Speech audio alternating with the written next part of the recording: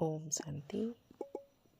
आज 29/1/2025 प्रातः मुरली ओम शांति बापदादा मधुबन।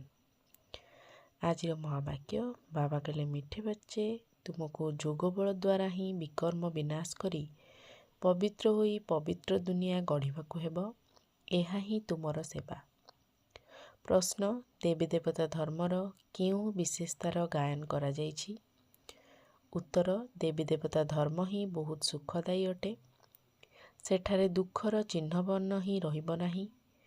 तुमे माने 3 ରୁ 4 भाग अर्थात 4 जुग मध्यरु 3 जुग पर्यंत सुख भोग करुछ।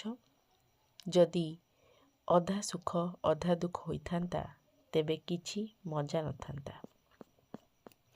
धारणा पाई मुख्य सार, बाबांक भली स्नेहर सागर हेबाकु पड़िबो। केबे काहाकु भी दुख देबार नाही, कष्टदायी कथा मध्य कहिबार नाही। खराब अभ्यास गुड़िको समाप्त करिदेबाकु हेबो। बाबांक सहित मिठा मिठा कथबार्ता होई एही अनुभूति रे रहिबाकु हेबो जे ओहो बाबा, आपण मते कौन रु कौन करि दैछंती, आपण मते केते सुख दैछंती।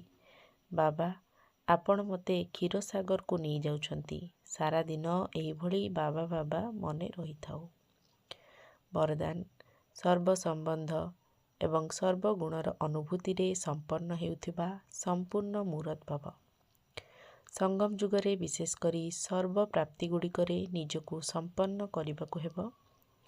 सेथिपाई सर्व संपत्ति, सर्व संबंध, सर्वगुण एवं कर्तव्य को सम्मुखरे रखी चेक कर जे एही सबु कथारे मु अनुभवी हेलिनी तो। यदि कोनोसी कथारे अनुभव रे कमी रहिछि तेबे सेथिरे निजको संपन्न कर। यदि गोटिए भी संबंध बा गुणर कमी रहिजिब तेबे संपूर्ण स्थिति बा संपूर्ण मूरत बोलाई पारिब नाही।